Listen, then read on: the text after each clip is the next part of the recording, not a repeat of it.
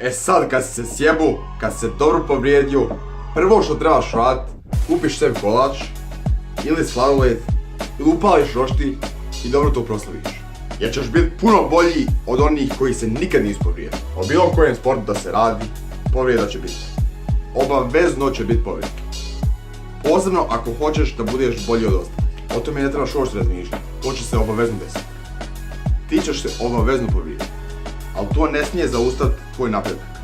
To je samo mala preprekica koju moraš dobići. Što se tiče svih povrijeda, u svijetu je trenutno najpopularnija RICE metoda. Znači rest, ice, compression and elevation.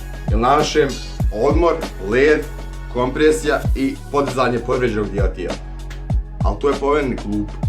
Sad ću ti reći zašto. Kad se ti povrijediš, rećemo na primjer rame. Ti si povrijedio, sjebao si rame. Da bi se to oporavilo, potreban je lijek. Naš prirodni lijek su nutrijenti koje unosimo kroz hranu. Da bi nutrijenti došli do povrijeđenog dijela tijela, potrebna je krv, jel tako? Znači ti, ako imalo razmišljaš svojom glavom, ne treba da slušaš ostali, nego cilj ti je povećati cirkulaciju u tom povrijeđenom dijelu tijela. Tu nećeš uspjeti tako što ćeš se odmarati, što ćeš stavljati neke ledove, što ćeš podizati povrijeđeni dio tijela, što ga nećeš nikad micat, to tako nećeš uspjeti. Sad ako odeš doktoru, on će ti reći ovo što sam ti sad nabrojio. Zato što su njega tako učili na njegovim tim fakultetima. On je to pročitao u knjigi, ali ja ću reći iz mog iskustva. Iako, ja bi uvijek te preporučio da probaš sve. Probaj ono što ne valja. Probaj ono za što ja mislim i znam da neće djelovati. Probaj i onda si ti uvjeren. Da ne bi bilo da samo moje metode, probaj tu. I kad ne bude djelovati, onda probaj što ti ja kažem. Po meni, najvažnija stvar kod svih povrijeda je pokretanje. Znači što prije da počneš kretati taj povrijeđeni dio, to je bolje.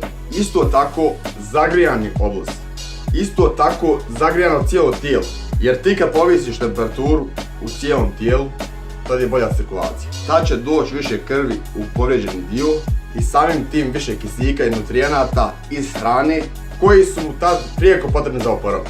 A ti ako budeš odmaru, ako ne budeš pomicao taj dio, ako budeš samo mirovo i uzmaš tablete protiv bolova, neće biti dovoljno dobra cirkulacija i neće se dobro oporaviti. Uklonit će te simptome bol, ali neće ukloniti uzrok, to je problem.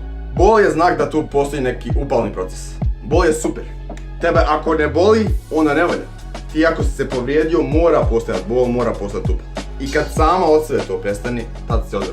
Ono što bi ja te preporučio je što prije početi se kretati. Ako si sjebao na primjer rame, možeš odmoriti jedan dan, ali drugi dan već počni ga malo kretati. Nađi tačku gdje je bol najveća. Kad ga pokreneš, ovo je najveći. Onda tu još krećeš.